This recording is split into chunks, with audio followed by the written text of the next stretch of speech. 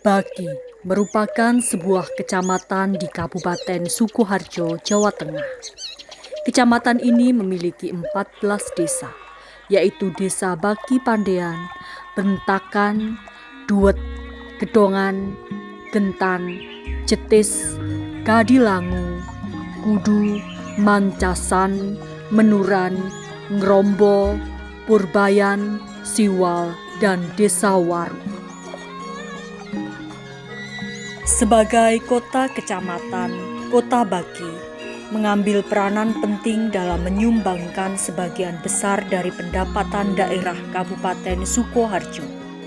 Di setiap kelurahan tersebut terdapat keunikan yang dapat diangkat sebagai potensi untuk meningkatkan perekonomian daerah, baik potensi home industri, pertanian, peternakan, dan kerajinan. Di tengah-tengah hiruk-pikuk kehidupan kota yang selalu ramai ini, ternyata menyimpan peninggalan sejarah dan mulai terlupakan oleh masyarakat. Dari kota kecil inilah berdiri sebuah pabrik gula dan pabrik tembakau pada masa pemerintahan Hindia Belanda. Dalam perkembangan zaman, pabrik gula dan pabrik tembakau tinggal sebuah cerita dan hanya meninggalkan puing-puing sejarah.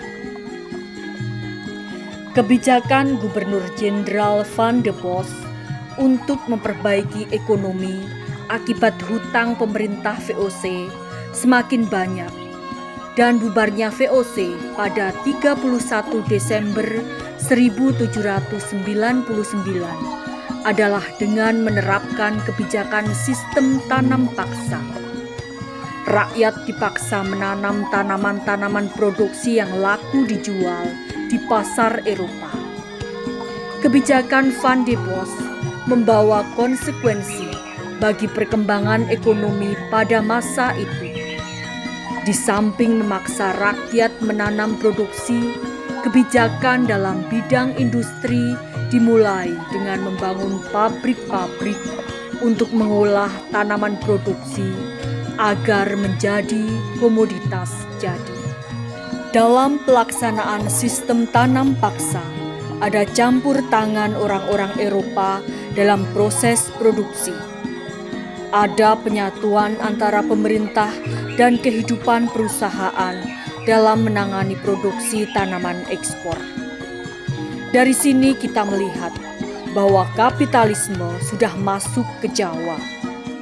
Pemerintah mengorganisir proses penanaman, sedangkan para pengusaha Eropa dengan modalnya ditugaskan mengolah hasil perkebunan di pabrik-pabrik pengolahan. Maka pemerintah adalah sebagai penyedia bahan mentah dan para pengusaha mengolahnya di pabrik-pabrik yang mereka dirikan. Pembangunan pabrik semakin masif ketika masa politik pintu terbuka pada tahun 1870. Sejak saat itu, pemerintah Hindia Belanda membuka Indonesia bagi para pengusaha-pengusaha swasta asing untuk menanamkan modalnya, khususnya di perkebunan.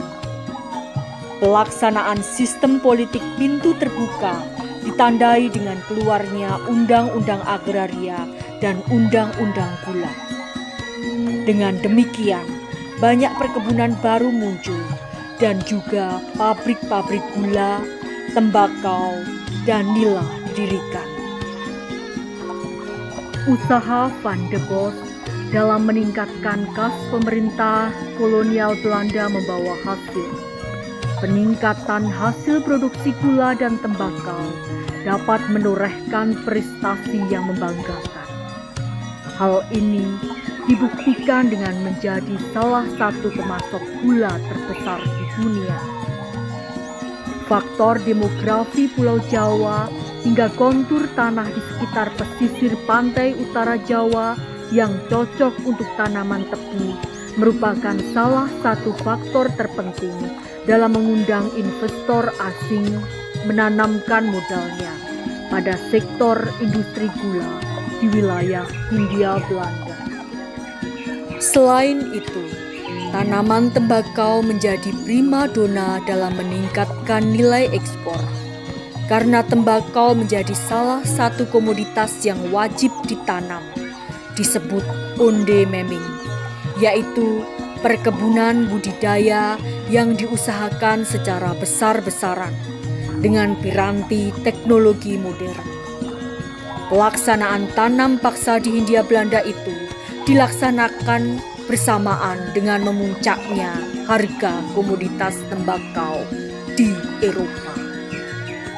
Dampak kebijakan ekonomi pemerintah Hindia Belanda meluas di berbagai daerah di wilayah Pulau Jawa.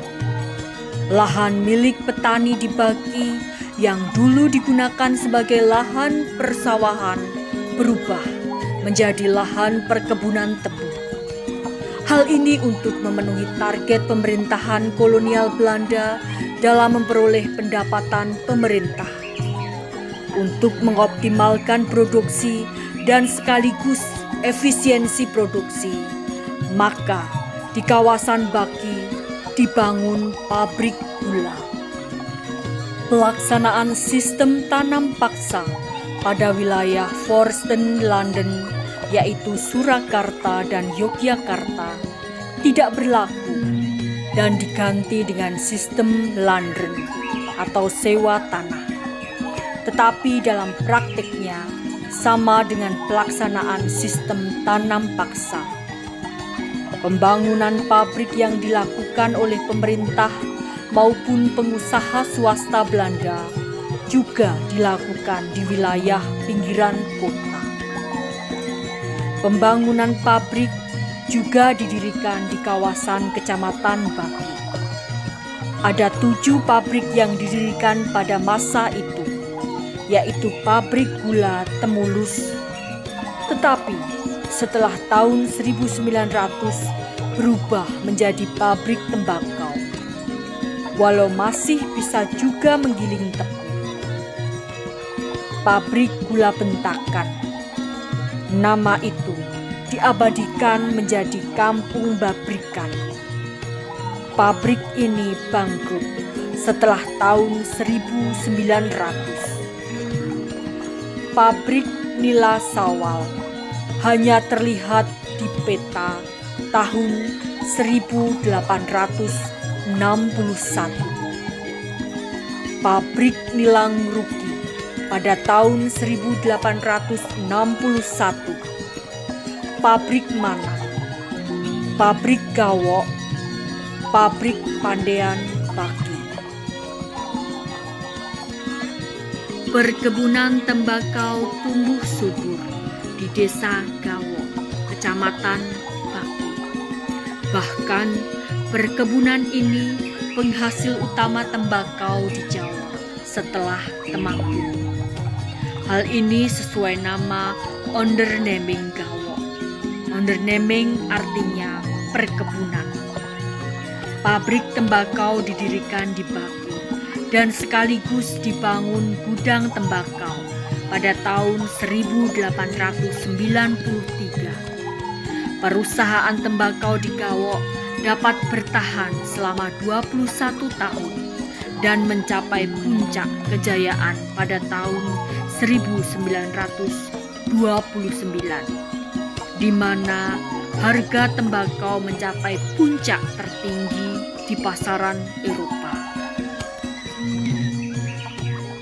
Di samping membangun industri di kawasan Baki, pemerintah Hindia Belanda juga membangun kanal-kanal pengairan untuk mendukung industri, sekaligus juga untuk irigasi di perkebunan milik pemerintah dan pengusaha Belanda.